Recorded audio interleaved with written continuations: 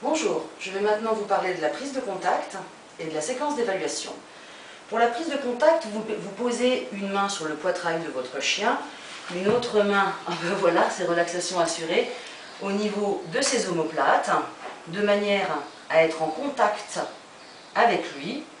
L'énergie circule depuis mon bras droit, traverse son corps, l'énergie de son corps passe au niveau de mon bras gauche. On est comme ça, on peut le dire, connecté. Vous essayez doucement et calmement de connecter également votre respiration sur la respiration de votre chien. Et quand vous sentez que le moment est venu pour la séquence d'évaluation, eh bien vous pouvez commencer. Vous allez poser votre main à plat au niveau de son museau, passer le long de son cou, le long de son dos, donc sur la ligne dorsale, jusqu'au bout de sa queue, dans un mouvement d'effleurage. Vous faites un second passage un petit peu plus appuyé. Vous n'oubliez pas de garder ce qu'on appelle une main rassurante au niveau de son poitrail. Et pour le troisième passage, ce passage s'appelle le toucher intentionnel. C'est-à-dire que vous êtes dans l'intention, vous avez l'intention de déceler une anomalie, si anomalie il y a. Alors quel genre d'anomalie? Ça pourrait être une boule de graisse, ça pourrait être une petite blessure, ça pourrait être un parasite, ça pourrait être une zone un petit peu tendue, un muscle tendu, d'accord?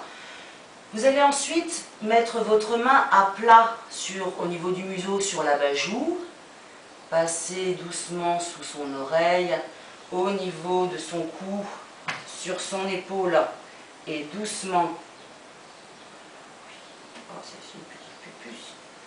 au niveau de sa patte. Le deuxième toucher sera un petit peu plus appuyé. Et pour le passage intentionnel, on cherche jusqu'au bout. Ensuite, vous allez passer au niveau de la hanche, effectuer les trois mêmes passages, c'est-à-dire que le premier est vraiment très doux, le deuxième un petit peu plus appuyé, et le troisième cherche.